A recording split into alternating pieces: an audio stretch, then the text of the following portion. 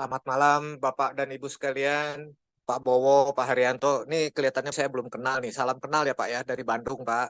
Di Samarinda kan ya Pak ya. Kemudian juga Pak Sulistyo, selamat malam. Terima kasih sudah berkenan untuk join di Zoominar Life Transformation Institute. Pada malam hari ini saya ingin memperkenalkan Pak Muda Supriyanto. Jadi selalu muda karena memang diberi nama muda, jadi selalu muda. Saya ingin mengemukakan semboyannya LTI, Life Transformation Institute, yaitu adalah Long Life Learning, belajar seumur hidup. Maka kelihatannya ini adalah contoh terbaik ya. Saya ingin meminta beliau nanti untuk sharingkan di masa yang akan datang mengenai bagaimana beliau beralih dari S1 Elektro pindah ke HRD, Human Resources Development. Terus kemudian jadi dosen, dan yang terakhir itu adalah sekarang bergulat di bidang HRD, Human Resources Development. Pada malam hari ini Pak Muda akan berbicara mengenai Pareto, yaitu sebuah teknik yang membantu kita untuk menemukan apa yang paling utama, apa yang paling penting dalam kehidupan kita sehari-hari, sehingga kita bisa memfokuskan perhatian kita, bisa memfokuskan energi kita, bisa memfokuskan sumber daya kita untuk menangani yang terpenting tersebut. Ada sebuah pepatah yang mengatakan dahulukan yang utama, first thing first. Itu pepatah yang dipopulerkan oleh Stephen R. Covey. Tapi pertanyaannya adalah yang utama itu apa? Yang utama itu yang mana? Yang utama itu yang bagaimana? Teknik Pareto yang akan dikemukakan oleh Pak Muda pada malam hari ini bisa menjawab kepada kita mengenai apa itu hal-hal yang paling utama, yang harus mendapatkan prioritas kita, yang harus mendapatkan atensi kita sepenuhnya, dan yang harus mendapatkan sumber daya kita sebanyak-banyak, semaksimal mungkin, sehingga berbagai macam sasaran, berbagai macam keinginan kita dapat dipenuhi. Pertama-tama kali saya ucapkan terima kasih atas kesediaan Pak Muda, dan yang kedua, let's have enjoy tonight. Silakan Pak Muda. Baik, terima kasih Pak Indra. Assalamualaikum warahmatullahi wabarakatuh. Salam sejahtera untuk kita semua. Sebelumnya kami ucapkan terima kasih Pak Indra mewakili LTI yang pada malam hari ini memberi kepercayaan pada saya untuk membawakan salah satu topik ya. Meskipun sebelumnya saya juga mohon maaf apabila nanti dalam kami menyampaikan ada kurangnya karena ini banyak nanti para susu yang hadir Pak. Jadi saya pemula di sini Pak Indra. Jadi mohon bimbingannya nanti. Selamat malam juga buat Bapak dan Ibu sekalian yang sudah hadir pada malam hari ini. Khususnya Ibu Ailing sebagai tuan rumah HTI. Terima kasih atas apa yang sudah selama ini mendampingi kita selama di TC ya. Juga selamat malam Ibu Ellen dan yang lainnya. Pada malam hari ini izinkan saya menyampaikan satu hal yang mungkin saya yakin beberapa teman-teman sudah sering mendengar, sering membaca, sering mempelajari bahkan ya. Tapi nggak ada salahnya pada malam hari ini kita sharing ya, sharing pengalaman. Siapa tahu nanti di hal-hal yang lain akan sangat kita perlukan. Jadi sifatnya sharing aja. Nanti mohon kalau ada sesuatu yang memang kurang tepat, silahkan aja. Baik Bapak Ibu sekalian, sesuai dengan flyer yang sudah dibagikan dari LTI, pada malam hari ini saya akan menyampaikan tentang Pareto ya. Mungkin sudah sesuatu yang sering didengar, sering dibaca, sering dilihat, atau juga biasa dikatakan dengan teori 80-20 ya. Sebenarnya apa sih teori Pareto ini yang nanti coba kita akan sedikit bahas. Semoga juga bermanfaat. Baik, teori 80-20 ini lebih banyak sebab akibat ya. Artinya effort dibanding outcome-nya itu berbanding 80-20 ya. Jadi kalau kita uraikan 20% input akan menghasilkan 80% output. Nah, ini yang banyak dipakai. Sebaliknya juga 80% hasil bisa didapat dari 20% upaya. Ini sesuatu yang cukup menarik, nanti kita bisa lihat beberapa hal yang terkait dengan itu. Tapi sebelumnya mungkin saya akan menguraikan bagaimana sejarahnya Pareto ini ya. Secara sejarah historikalnya itu seperti kita pernah baca dalam literatur, yang pertama kali munculkan atau menyampaikan adalah seorang ekonom dari Italia bernama Wilfredo Pareto ya. Beliau hidup di tahun 1848 sampai dengan 1923. Dari sana pendapat beliau tentang teori 80 itu sebenarnya diawali pada tahun 1906. Beliau pernah mengadakan sebuah penelitian juga di Italia di mana hasilnya adalah 80% tanah di Italia ternyata dimiliki oleh 20% populasi atau 20% dari penduduk di sana. Artinya ini dikuasai oleh para borjuis waktu itu. Ini kan juga sesuatu yang awal-awalnya ada seperti itu. Kemudian beliau juga mengamati atau meneliti tentang perkebunan-perkebunan di sana, di mana didapatkan bahwa 20% tanaman ternyata menghasilkan 80% buah. Nah, ini yang awal-awalnya kenapa teori 80-20 ini dipakai oleh Pak Pareto. Sehingga lama-kelamaan teori ini banyak dipakai dan yang mempopulerkan sebetulnya bukan Pak Pareto, tapi adalah Pak Joseph Juran, seorang profesor di Amerika ya. Beliau konsultan manajemen yang mulai memperkenalkan definisi Pareto ini. Beliau ini hidup di tahun 1904 sampai 2008. Hebatnya beliau ini meninggal di usia 103 tahun. Jadi kalau kita baca literatur, beliau salah seorang tokoh yang sangat banyak sekali buku-bukunya. Teori Pareto ini yang mempopulerkan adalah beliau. Di tahun 1940, Pak Juran ini melihat penelitian di Amerika di industri bahwa memang 80% produk cacat disebabkan oleh 20% masalah dalam produksi.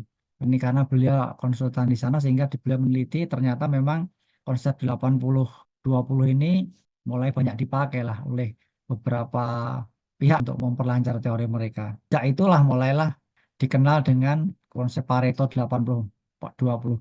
Meskipun sebetulnya faktanya memang tidak persis 80-20 ya. Dalam kenyataannya kita akan melihat sebenarnya tidak persis di angka 80, tapi sebagai gambaran itu menjadi sesuatu yang memudahkan kita untuk melihat bahwa memang ada 80-20. Di Pareto itu ada dua jenis nanti yang akan kita lihat. Yang pertama adalah Pareto penyebab. Apa itu Pareto penyebab? Pareto penyebab adalah teori yang menganalisis penyebab dengan tujuan mencari akar masalah. Ini yang pertama. Kemudian yang kedua Pareto fenomena. Untuk mengidentifikasi masalah-masalah utama yang menyebabkan dampak yang besar. Nah, ini nanti kita akan lihat contoh-contohnya termasuk dalam jenis-jenis yang mana. Ya, contoh yang pertama Paretonya mengenai 80% keuntungan perusahaan didapat dari 20% pelanggan. Nah, ini pada perusahaan-perusahaan atau perusahaan-perusahaan jasa, terutama yang punya customer-customer, ketika mereka mengolah data, meneliti, dan melakukan penelitian, ternyata didapati bahwa sebenarnya 80% keuntungan itu didapatkan dari 20% pelanggan. Nah, itu kenapa pentingnya ini? Karena ini bisa dijadikan salah satu tools atau alat untuk bagaimana kita nanti memprioritaskan. Artinya 20% pelanggan ini adalah customer-customer yang loyalis, artinya harus benar-benar dijaga karena dia memberi kontribusi 80% keuntungan perusahaan. Ini perusahaan-perusahaan besar banyak menggunakan tools ini seperti ini. Yang kedua, contohnya lagi adalah 80% total biaya operasional berasal dari 20% item pengeluaran. Nah, ini juga penting kita lihat sebetulnya dari biaya-biaya yang dikeluarkan oleh sebuah organisasi 20% adalah dari item-item yang memang kontribusinya 80% ya. Contoh berikutnya adalah 80% prestasi sekolah adalah hasil dari 20% siswa. Dan ini juga banyak dipakai oleh sekolah-sekolah di mana sebetulnya siswa-siswa berprestasi itu menyumbangkan atau berkontribusi terhadap 80% prestasi dari sekolah. Kemudian 80% hasil penjualan dilakukan oleh 20 orang tenaga pemasar. Nah, ini juga banyak dipakai perusahaan-perusahaan yang memang punya tim-tim pemasaran yang cukup handal, ternyata dihasilkan oleh 20% tenaga sih. Itu yang contoh-contoh. Kemudian contoh jenis yang kedua adalah hasil penelitian ternyata 20% cacat sistem menyebabkan 80% masalah produksi. Ini juga hampir seperti yang disampaikan Pak Juran tadi ya, bahwa memang cacat produksi itu menghasilkan masalah-masalah di sana. Contoh yang lain adalah 20% produk unggulan menghasilkan 80% keuntungan. Nah, ini juga para industri-industri yang memang pengen fokus pada itu, dia bisa melihat sebenarnya produk unggulan 20%-nya itu adalah menghasilkan 80% keuntungan. Berikutnya contohnya adalah 20% saham potensial menghasilkan 80% profit. Nah, ini yang bermain di bidang trading, banyak melakukan perhitungan Pareto di mana sebenarnya mereka akan fokus pada saham-saham potensial karena ternyata menghasilkannya profitnya bisa sampai 80% sehingga lebih banyak untuk menganalisis ya. Kemudian contoh yang berikutnya juga salah satunya adalah 20% orang di perusahaan yang mengambil 80% keputusan. Nah, sebenarnya salah satunya adalah seperti ini di perusahaan-perusahaan ternyata yang pengambil keputusan itu adalah hanya 20% dari orang-orang yang ada di perusahaan. Nah, ini contoh-contoh yang kita sering baca di literatur, di buku-buku, dan di jurnal-jurnal bahwa memang Pareto teori ini banyak dipakai. Nanti kita lihat apa keuntungannya, apa fungsinya ya. Tapi sekali lagi Pareto ini adalah salah satu tool saja untuk kita menghasilkan prioritas. Sehingga alokasi waktu, alokasi tenaga, alokasi biaya yang kita bisa curahkan pada prioritas-prioritas tadi seperti yang disinggung oleh Pak Indra di awal pembukaan adalah first thing first. Jadi kita mau mengutamakan yang mana dulu. Jadi salah satu toolsnya adalah kita melihat 80%, 20%-nya ini. Sehingga kita bisa fokus ke yang kita mau sasar kemana. Baik, berikutnya kita coba lihat manfaatnya apa sebetulnya sih dengan kita mencoba menggunakan teori Pareto ini. Sehingga kenapa teori ini banyak dipakai untuk analisis-analisis ketika menjadi salah satu alat yang kita bisa pakai untuk memecahkan persoalan-persoalan yang ada di organisasi kita. Yang pertama, dengan Pareto ini kita bisa mencari penyebab atau faktor dominan dari suatu masalah. Karena otomatis nanti kita akan lihat ketika kita sudah mulai membuat diagram Pareto, kita akan melihat cara-cara bagaimana kita bisa mencari penyebab yang dominan sebanyak apa. Yang berikutnya, mengidentifikasi dan menentukan prioritas dari permasalahan. Nah, ini salah satu manfaatnya adalah kita bisa menggunakan Pareto untuk melakukan identifikasi dan menentukan prioritas-prioritas permasalahan yang ada. Yang ketiga, kita bisa menggunakan ini untuk menunjukkan nilai aktual dari setiap parameter-parameter yang ditinjau. Karena dalam menghitung Pareto, kita akan melihat item-itemnya apa saja, parameternya apa saja, sehingga kita bisa melihat mana yang dominan, mana yang menjadi prioritas. Kemudian bisa dipakai sebagai alat interpretasi dalam menentukan frekuensi dari kepentingan yang secara relatif. Jadi nanti dalam membuat Pareto diagram, kita pasti akan melihat frekuensi-frekuensi atau jumlah-jumlah yang memang akan ada di sana. Yang kelima adalah bisa menunjukkan hasil perbaikan melalui diagram Pareto. Nah, nanti kita juga akan coba melihat bagaimana cara kita membuat diagram Pareto ini. Berikutnya, saya akan coba sampaikan bagaimana langkah-langkah kita bisa membuat diagram Pareto ini. Memang secara standar ada beberapa hal yang harus kita lakukan untuk kita bisa mendapatkan diagram nanti. Karena dengan diagram akan memudahkan kita untuk menentukan prioritas nanti. Yang pertama, kita harus mengidentifikasi item-item apa saja yang ada di sana. Atau permasalahan-permasalahan apa saja yang ada di sana, kita identifikasi sebanyak mungkin yang bisa kita identifikasi. Yang kedua, kita akan mengurutkan. Sebetulnya sebelum diurutkan sih kita harus melihat masing-masing identifikasi item-item tadi itu berapa kali terjadi, berapa kali frekuensinya. Dan kita urutkan dari yang terbesar sampai yang terkecil. Jadi katakanlah ada 10, ada 100, ada berapa pun itemnya, frekuensinya berapa kali terjadi, itu kita urutkan dari yang terbesar sampai yang terkecil. Kemudian masing-masingnya kita presentasikan setelah item tadi dari total itemnya. Nanti kita coba lihat di dalam tabelnya, setelah kita lihat frekuensinya, kita presentasikan masing-masing itemnya tadi, presentasi terhadap total item yang ada, itu masing-masing kita presentasikan. Kemudian kita juga akan membuat akumulasi. Jadi masing-masing frekuensi tadi kita akumulasikan, masing-masing presentasi kita akumulasikan. Dari situ kita akan bisa membuat gambar dalam bentuk grafik. Yang pertama, frekuensi kita gambarkan dalam bentuk grafik batang. Kemudian kalau presentasi kita gambar dalam bentuk grafik baris ya. Nah, nanti kita akan lihat. Nah, ini contoh tabelnya, ini contoh sederhana. Misalkan kita mau melihat masalah keterlambatan karyawan masuk kerja. Item-itemnya apa? Itu sebagai contoh, ada yang terlambat karena hujan atau karena banjir, ada yang terlambat karena ban bocor, ada yang terlambat karena jalanan macet, ada yang terlambat karena telat bangun tidur bangun pagi, atau juga alasan-alasan lain.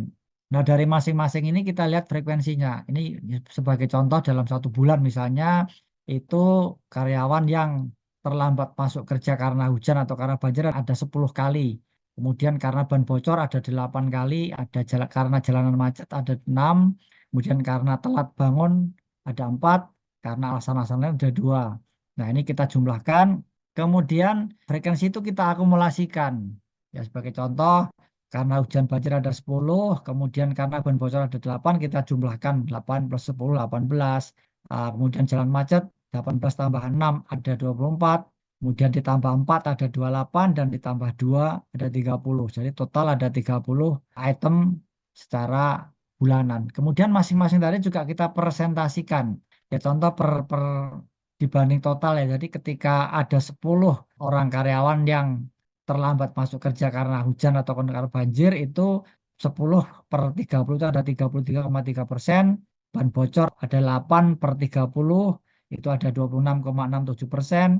Jalan macet ada 6 per 30 itu ada 20%.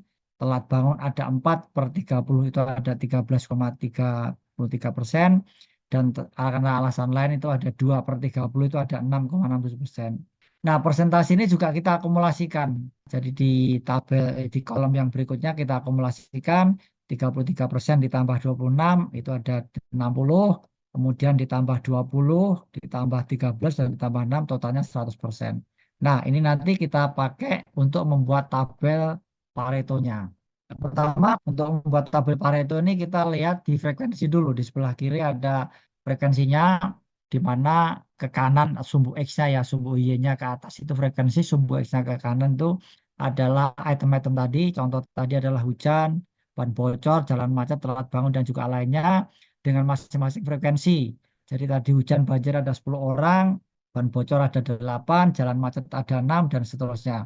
Nah, dari sini baru kita bikin yang kedua adalah tentang persentase tadi dalam bentuk grafik yang berwarna orange tadi. Itu adalah di sebelah kanan, di sumbu yang kanan itu adalah persentasinya. Dari 0% sampai 100%. Nah, diagram Pareto ini kita bisa dapatkan titiknya itu adalah titik sumbu pertemuan antara diagram yang orange sama diagram yang biru. Nah, di sini. Jadi kalau di angka 10 maksimal tadi kita tarik garis horizontal ke kanan, kemudian akan bersinggungan dengan oranye itu akan ketemu di titik seperti itu, sehingga itulah sebenarnya titik Paretonya yang 80-20 tadi sebenarnya di situ. Nah, ini ketika menjadi analisis kita akan penting sehingga di sebelah kiri dari garis biru hijau itu adalah kasus-kasus yang krusial. Sementara yang di sebelah kanan kasus yang trivial. Artinya apa? Yang kasus krusial adalah hal yang memang memberi kontribusi besar pada keterlambatan masuk kerja, sehingga kita sebetulnya bisa berfokus pada yang sebelah kiri dari titik tadi itu. Artinya yang krusial-krusial itu adalah yang memang memberi kontribusi besar kepada keterlambatan masuk kerja. Sehingga itu yang memang menjadi prioritas kapan menjadi perhatian kita untuk bisa kita selesaikan secara lebih dahulu. Nah, ini yang tadi dibilang oleh sebenarnya Pak Indra di awal bahwa salah satu tools yang bisa dipakai untuk kita membuat prioritas adalah yang menggunakan diagram Pareto ini. Sebenarnya sederhana, cuman memang karena ini contohnya adalah sangat sederhana sekali ya, tapi sebenarnya uh, metode ini bisa kita pakai untuk yang lebih lebih lebih kompleks ya. Artinya ketika ada satu permasalahan dengan data-data yang cukup panjang, cukup banyak, kita bisa menggunakan diagram Pareto ini untuk melihat prioritas sebetulnya mana yang memang harus kita prioritaskan, khususnya yang 80% tadi atau yang 20% tadi karena berpotensi berkontribusi sampai 80% hasil. Atau sebaliknya, ketika kita mau mencari akar masalahnya apa, kita bisa melihat 80% masalah itu sebenarnya dimunculkan oleh 20% penyebabnya. Ini makanya kenapa Pareto banyak dipakai sebagai salah satu tools untuk penyelesaian beberapa hal ya. Tapi memang nanti kita lihat bahwa sebenarnya Pareto ini juga tidak sesempurna yang kita bayangkan ya, karena dalam faktanya memang tidak mutlak, tidak murni 80 atau 20 ya. Dalam kenyataannya memang tidak selalu bulat.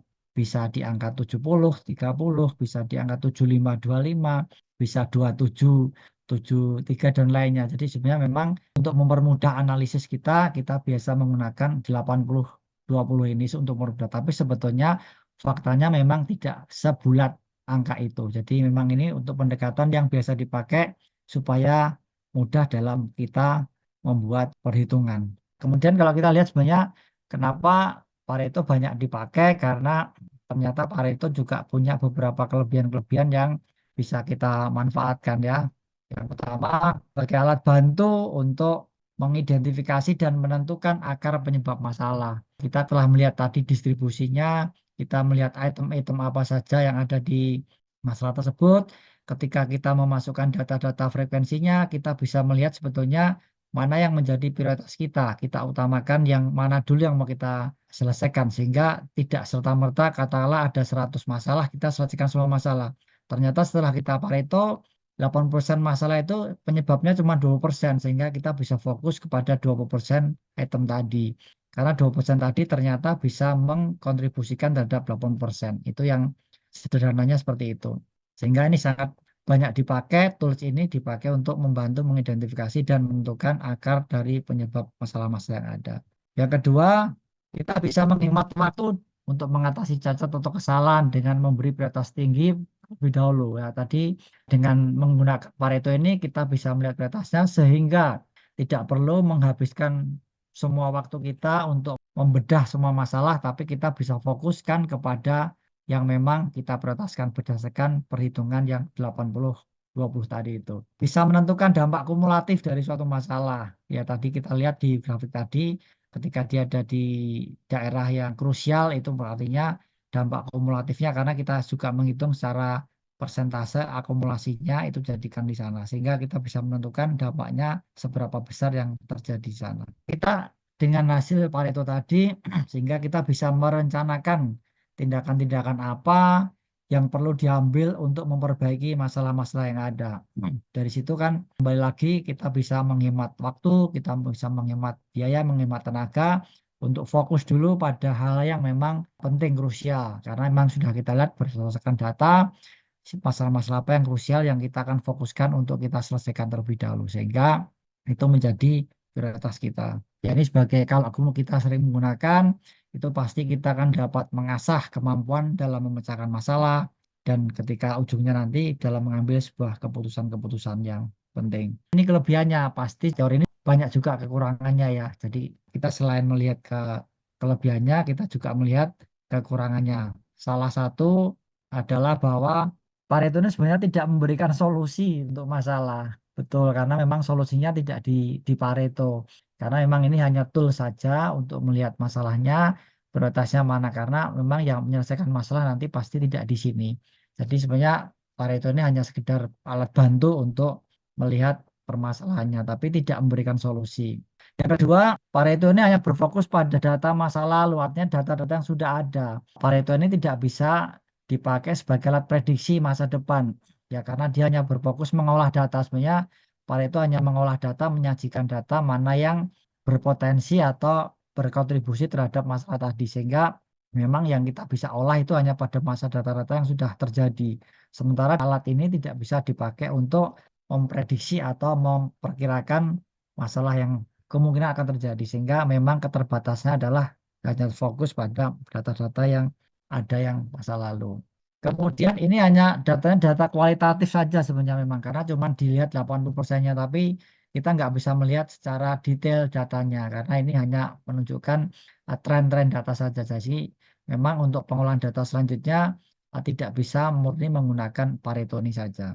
Kemudian berikutnya tidak dapat digunakan untuk merepresentasikan data kuantitatif karena memang nggak bisa diolah ya, tidak bisa dihitung dengan rumus dan lainnya, hanya menghitung presentasi, sehingga memang tools ini terbatas hanya pada hal tertentu yang memang kita sajikan. Sehingga sarannya sebenarnya adalah untuk menganalisis lebih mendalam perlu memang dikombinasikan dengan metode-metode lain seperti diagram fishbone ya, atau diagram tulang ikan, ada 5Y, ada histogram, ada control chart dan lain-lainnya. Karena memang sebetulnya kalau kita belajar tentang seven tools atau alat-alat untuk apa analisis data dan lainnya memang harus dikombinasikan dengan yang lain karena memang untuk Pareto ini terbatas sekedar untuk melihat tren-tren saja. Tapi sekali lagi Pareto ini banyak dipakai karena memang simple. Untuk tahap awal sangat membantu sekali ketika kita menghadapi sebuah problematika dan kita ada data-data yang ada, sekilas kita bisa menggunakan Pareto ini untuk bisa melihat trennya seperti apa. Sehingga dari situ kita bisa menentukan prioritas kita mau seperti apa dengan melihat tren 80-20 atau sebaliknya 20-80 tadi, penyebabnya dan dampaknya apa, sehingga kita bisa menghemat waktu, menghemat tenaga, menghemat yang lainnya, sehingga kita bisa fokus karena dari data itu terbukti bahwa memang dari 20% itu bisa berdampak ke 80%-nya. Sehingga mungkin sangat membantu ketika di awal-awal kita mau menganalisis sebuah masalah. Tapi sekali lagi memang ya ini hanya salah satu tool sehingga memang harus kita kombinasikan dengan tools-tools yang lain supaya memang kita bisa mendapatkan hasil yang komprehensif ya, tidak sekedar data mentah. Tapi sekali lagi ini banyak dipakai untuk memudahkan kita mendeteksi awal ataupun membuat prioritas mana permasalahan-permasalahan yang harus diperdalam. Sehingga tidak membuang waktu untuk ternyata ketika kita mengolah sesuatu itu ternyata tidak berdampak pada yang signifikan. Itu.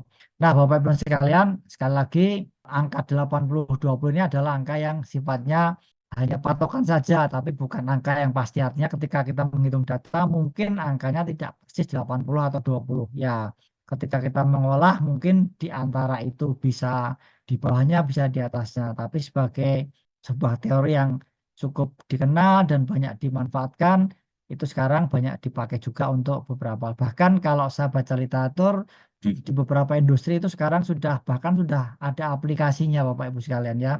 Yang saya pernah lihat itu adalah dicontoh di beberapa retail seperti retail farmasi ya. Contoh di apotek-apotek itu ternyata Pareto ini dipakai betul. Jadi sebuah apotek ketika dia menentukan mana jenis obat-obatan yang dijual, dia menggunakan Pareto itu melihat datanya. Karena ternyata dengan Pareto ini sangat membantu ketika mereka memprioritaskan, oh ternyata saya harus berjualan apa saja itu ternyata ada diprioritaskan. Karena itu memang berdampak pada penjualan mereka. Bahkan sekarang sudah beberapa penjual aplikasi sudah mulai memperkenalkan aplikasi bagaimana menggunakan Pareto ini untuk menentukan prioritas-prioritas dalam item-item yang harus mereka jual seperti itu ya. Jadi beberapa retail-retail itu sudah menggunakan Pareto ini bahkan secara aplikasi untuk menghitung mana-mana yang memang menjadi prioritas untuk dijadikan komoditas andalan. Dan ternyata juga dipakai di beberapa jenis-jenis yang lain. Jadi menurut saya ya sebagai yang kita suka belajar pasti sesuatu yang begini ini sangat perlu kita juga pelajari dalam artian untuk membantu kita mengidentifikasi. Sekali lagi ini adalah alat bantu untuk mengidentifikasi, memang tidak menyelesaikan masalah, tidak langsung, tapi penting juga untuk kita gunakan. Bapak Ibu mungkin itu yang bisa kami sampaikan, namun demikian apabila ada yang dipertanyakan atau ada masukan, ada sharing yang lain, kami persilakan. Sekali lagi data dari beberapa literatur yang ada, tapi juga tentu Bapak Ibu sekalian sebagai praktisi pasti punya pengalaman-pengalaman lain yang jauh lebih praktis ya. Monggo silakan kami persilakan. Mungkin ada share dan lainnya atau ada pertanyaan kami persilakan. Mungkin itu Pak Indra yang bisa kami sampaikan. Kurang lebihnya kami mohon maaf. Terima kasih. Sementara kami kembalikan ke moderator Pak Indra. Terima kasih banyak Pak Muda. Sungguh wah, reminder. Kadang-kadang kan kita terlalu sibuk untuk memecahkan masalah, padahal kita lupa untuk mengetahui apa sih gitu ya yang harus kita pecahkan terlebih dahulu. Apalagi kan Betul. kalau misalkan kita sibuk untuk melihat permasalahan itu ya dari sudut pandang penderitaan ya, sehingga kadang-kadang kita lupa untuk mencari solusi yang terbaik itu apa gitu ya. Dan clue untuk mencapai solusi yang terbaik itu muncul dari yang mana dulu nih yang harus saya bereskan, yang mana dulu nih yang harus saya selesaikan. Pareto itu kan dua sisi. Yang paling Ya, pertama betul. adalah pengeluaran atau sisi biaya atau sisi penderitaan lah ya. Kalau misalkan kita analogikan biaya itu dengan penderitaan kehidupan kita sehari-hari. Dan di sisi yang lain kan sebetulnya itu adalah pendapatan atau katakanlah kegembiraan dalam kehidupan kita. Dalam sisi pendapatan kan kita bisa melihat kira-kira nih ya yang memberikan penghasilan paling banyak itu siapa. Oke. Nah, kadang-kadang kita begitu sibuk untuk mengenai komplain dari orang-orang yang sebetulnya tidak berkontribusi banyak terhadap pendapatan kita gitu ya, tidak berkontribusi banyak terhadap karir kita dan kita begitu terfokus untuk menyelesaikan masalah komplain dari pelanggan-pelanggan yang dalam tanda kutip hanya bisa memberikan receh. Padahal pelanggan-pelanggan yang utama itu lupa untuk kita prioritaskan, untuk kita utamakan. Nah, baik Bapak dan Ibu sekalian, itu mungkin dari Pak Muda. Sebelum saya lanjut pada sesi sharing dari Bapak dan Ibu sekalian, barangkali kita bisa memberikan jempol untuk presentasi pada malam hari ini yang begitu luar biasa dari Pak Muda Supriyanto. Ya, barangkali Pak Asyan barangkali ingin membukakan sharing pengalaman barangkali mengenai Pareto ini. Bagus Pak presentasinya tentang Pareto. Terima kasih banyak Pak Muda. Baik, terima kasih Pak Asyan Susanto. Salam kenal juga Pak. Baru Ya, sekali Pak. ini bertemu. Siapa? Pak Hendra, mungkin pertanyaannya tadi saya sampaikan saja ya. Ini berhubungan dengan hospitality ya, hotel. Kan di hotel tentunya ada beberapa bagian ya, yang paling berdekatan dengan customer itu untuk melayani direct di dalam ruangan itu kan adalah housekeeping. Nah, kebetulan ini adalah ada salah satu rekan ya dari Aston. Apakah Pareto ya, Pak Muda, ini juga bisa diterapkan di bagian housekeeping di perhotelan? Terima kasih. Baik, terima kasih Bu Ailing. Iya, betul sekali Bu. Sebetulnya teknik Pareto ini banyak bisa dipakai di semua aspek bidang ya. Jadi kalau mungkin di hospitality di hotel juga mungkin sangat penting ya. Karena kan beliau menghadapi langsung customer ya. Customer di mana salah satu yang biasa dipakai adalah tentang komplain customer ya. Nah sebenarnya dengan Pareto ini salah satu yang bisa dilakukan adalah dari pihak perhotelan kan pasti punya catatan nih komplain-komplain customer itu dicatat, kemudian didokumentasikan, sehingga dari data-data komplain customer tadi kita bisa melakukan analisis mana sih komplain-komplain customer yang terjadi, jenis-jenisnya apa saja, itemnya apa saja, kemudian frekuensinya seberapa banyak dalam kurun waktu tertentu, misalnya per bulan, per 6 bulan, atau per 3 bulan itu kita lihat apakah jenis item komplain itu akan terulang. Ketika terulang kita akan catat sehingga dari data-data tadi kita bisa mempresentasikan Bu, sehingga dari data-data tersebut ketika kita kelompokkan dalam item-item yang sama, ketika item-item itu berulang setiap beberapa frekuensinya, kita bisa lihat dan kita bisa paretokan Bu. Kenapa? Supaya kita bisa memfokuskan pada yang 80% tadi, karena sebenarnya 80% tadi memang dihasilkan oleh 20% penyebab.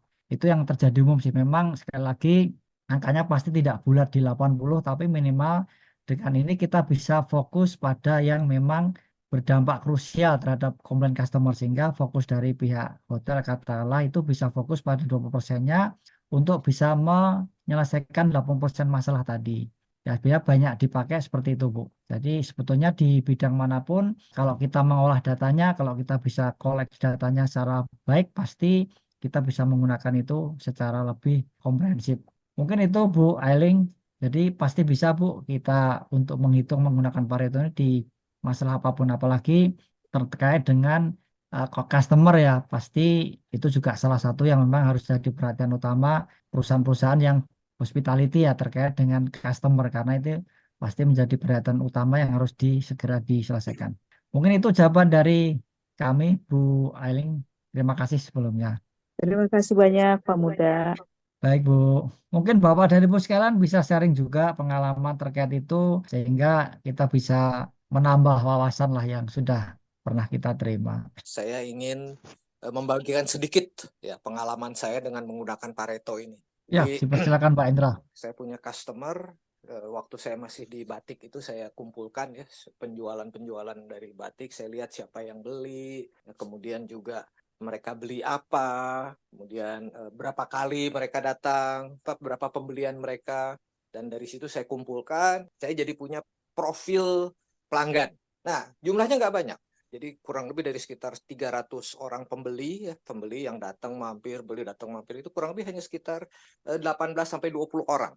Hanya 18 sampai dengan 20 orang itu yang reguler beli datang di toko saya dan frekuensinya juga agak sangat mencengangkan. Ya. Jadi mereka datang itu rata-rata tiap minggu itu datang. Beli batik lagi, beli batik lagi, beli batik lagi. Ya, ada yang suka kain, ada yang suka Cirebonan, ada yang suka Banyuwangi, ya Madura. Karena kebetulan waktu itu saya buka toko batik itu cari yang warna-warnanya nyeleneh, bukan warna standar seperti batik Jogja, batik Solo yang pakemnya sudah sangat kental ya. Kalau batik Jogja, batik Solo itu bolak-balik itu cuma dari 3 warna, hijau, coklat, dan biru. Ya, itu gabungan dari 3 warna itu. Dan kemudian juga motifnya juga pakemnya itu pakem standar. Nah, batik Madura, batik Banyuwangi, kemudian juga sedikit dari batik Cirebon, itu warna-warnanya dan motif-motifnya itu sudah mulai agak sedikit dimodif lah, udah sedikit lebih menantang ya. Jadi kalau saya bawa batik saya ke Ibu Ailing biasanya nggak suka. Kenapa? Karena Bu Ailing itu kan sukanya batik yang konvensional, yang coklat, biru, hijau gitu ya. Coklat, biru, hijau. Nah, pelanggan-pelanggan yang saya tadi itu 18 orang itu biasanya saya kontak, gimana kabarnya, apa segala macam, dan kadang-kadang saya bisa memberikan diskon atau katakanlah saya bisa mempromosikan batik-batik baru, dan itu meningkatkan penjualan saya lumayan, hampir 2 kali lipat pada saat saya buka toko batik gitu. Jadi itu mungkin yang bisa sharingkan, yaitu bahwa Pareto ini memang satu tools yang powerful sekali yang saya pakai di customer service ya, customer satisfaction, dan itu terbukti meningkatkan pendapatan saya, pemasukan saya dari toko batik itu sampai mencapai 2 kali lipat. Itu mungkin yang sedikit bisa saya sharingkan kepada Bapak dan Ibu sekalian. Nah, kemudian juga mengenai komplain-komplain. Ada yang salah jahit lah, ada yang warnanya geser lah, ada yang kembangnya nggak nyatu lah, apa yang segala macam itu saya kumpulkan. Jadi dari komplain-komplain itu saya kumpulkan, oh ternyata masalahnya itu ada di pola sebetulnya. Ya, jadi kalau dijahit batik, nggak bisa seperti jahit kain polos, polanya itu harus digeser dengan sangat hati-hati. Jadi pada saat nanti disambung, di-arrange, itu jatuhnya itu, potongannya itu jatuhnya sangat manis. Nah, beberapa yang saya itu kan akhirnya saya aplikasikan. Jadi saya punya mal khusus untuk geser-geser. Kalau orang biasanya motong cutting itu dengan menggunakan kertas roti, saya menggunakan mal khusus itu dengan menggunakan plastik. Jadi di situ plastik itu bisa digeser-geser sedemikian rupa sehingga kembangnya kelihatan. Jadi pada saat di cutting si batiknya, itu nanti pada saat di assembly, dijahit, itu batiknya nyatu dengan persis dengan sama. Dan itu semuanya saya dapatkan semuanya dari bagaimana saya menganalisis permasalahan. Jadi itu ya satu kesaksian dari saya secara pribadi bahwa Pareto ini memang sangat berguna untuk melakukan perbaikan-perbaikan, baik perbaikan untuk meningkatkan pendapatan kita, penghasilan kita, maupun juga bagaimana kita berusaha untuk menekan permasalahan-permasalahan yang terjadi dalam menjalankan bisnis kita. Nah, itu sedikit sharing dari saya, Pak Muda, untuk sekedar menambahkan saja. Barangkali ada tambahan dari Bapak dan Ibu sekalian. Selamat malam Pak Indra. Selamat malam, Pak Nizar. Apa kabar, Ya, Pak? baik Pak Indra, baik Pak. Ingin sharing juga Pak mengenai Ya, silakan, Pak. presentasi dari Pak Muda tadi. Terima kasih Pak Muda teorinya untuk penjelasan dari teori Paretonya ini Pak ya. Memang ini pas banget memang dengan kita di hotel Pak ya. Memang secara nggak sadar kita juga sebenarnya mengklasifikasikan gitu kan Pak ya. Apa komplain-komplain dari tamu itu. Karena kan memang kita ada tools-nya sendiri sebetulnya. Cuman kita nggak sebenarnya berkaitan mungkin dengan teori Pareto ini. Nah, ini mungkin bisa jadi tambahan buat kami juga nanti untuk bisa membedakan atau memilih atau melihat mana komplain yang paling besar, mana harus kami prioritaskan untuk segera dapat penanganan sama solusinya, Pak ya. Itu Siap, aja, Pak terima Indra. kasih.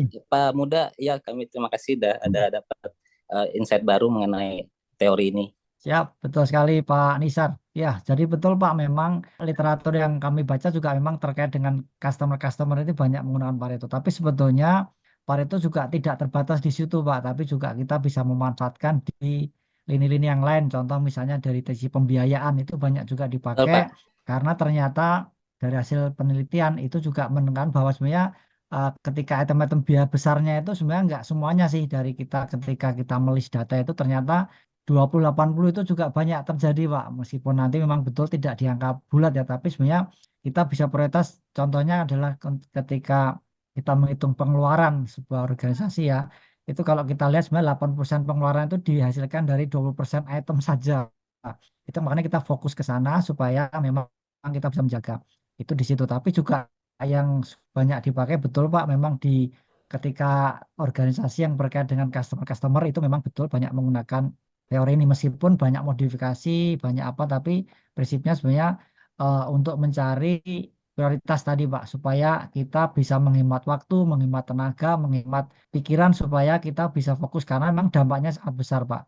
Artinya tidak harus dengan memikirkan semuanya, tapi juga fokus kepada itu, nah, kita bisa menghasilkan yang besar. Tapi sekali lagi di Pareto tadi Pak memang ada kelemahannya dan juga banyak yang sedikit menyesatkan Pak. Artinya apa? Banyak yang menggunakan teori Pareto ini jadi salah.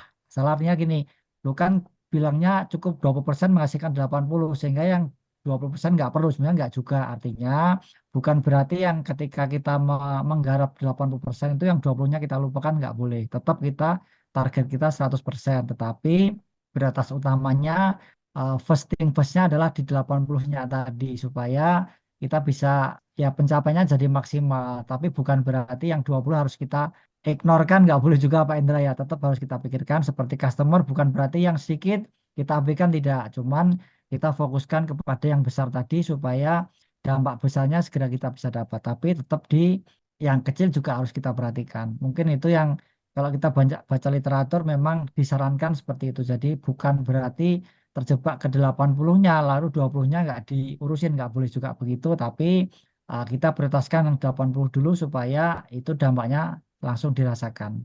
Sementara sisa waktu atau sisa tenaga bisa kita pakai yang mengerjakan yang 20% sisanya tadi. Mungkin itu masukannya Pak Nisa. Terima kasih atas sharingnya. Semoga bermanfaat. Terima kasih Pak. Oke, Pak Muda barangkali ada closing statement sebelum kita akhiri. Sekali lagi, teori Pareto ini sangat terkenal sekali, banyak dipakai di beberapa banyak organisasi. Tapi sekali lagi kita tekankan bahwa Pareto ini adalah hanya salah satu tools atau alat saja untuk membantu kita menganalisis sebuah masalah. Sehingga tidak bisa juga kita hanya mengandalkan pada satu tool saja, karena mesti kita harus kombinasikan dengan beberapa yang lain. Yang pertama. Yang keduanya, memang kita tidak boleh terjebak dengan hanya di angka 20 dan 80 saja, karena sisanya tetap harus kita perhatikan supaya tetap genap di 100 ya. Jangan sampai terjebak, toh sudah 20 kita menghasilkan 80 sehingga yang sisanya nggak perlu. Tidak boleh begitu juga, tapi tetap kita harus juga perhatikan, tapi memang prioritasnya kita utamakan yang itu dulu. Yang mungkin kalau di kuadran yang itu biasa penting mendesak Pak Indra ya. Sementara yang penting kurang mendesak bukan berarti tidak dikerjakan, tapi memang kita alokasikan waktu yang tidak sama. Nah, harapannya ketika kita bisa mengetahui Pareto ini, kita bisa membantu untuk kita banyak menyelesaikan beberapa hal yang mungkin agak rumit, sehingga fokus penyelesaian kita bisa diprioritaskan ke sana. Mungkin itu Pak Hendra yang bisa kami sharing pada malam hari ini. Semoga bermanfaat. Apabila ada kurangnya, kami mohon maaf karena keterbatasan yang ada di kita. Dan harapannya juga di sektor-sektor lain atau di bagian-bagian lain nanti juga bisa terbantu dengan menggunakan teori Pareto ini. Dari saya terima kasih atas perhatiannya Bapak dan Ibu sekalian pada malam hari ini. Mohon maaf apabila ada kata-kata kami yang kurang berkenan, kami mohon maaf dan kami kembalikan Pak Indra. Bapak dan Ibu sekalian, kita sekali lagi saya atas nama Life Transformation Institute mengucapkan terima kasih kepada Pak Muda Supriyanto atas kesediaan beliau untuk mengisi acara pada malam hari ini. Sebelum kita berpisah, saya ingin mengucapkan doa barangkali semoga kita semua berada dalam lindungan Allah Subhanahu wa Ta'ala. Kita akan ketemu lagi minggu depan dalam acara yang sama, dalam acara 1 jam bersama LTI. Baik Bapak dan Ibu sekalian, saya akhiri Zoominar kita malam hari ini. Sampai ketemu lagi minggu depan. Assalamualaikum warahmatullahi wabarakatuh.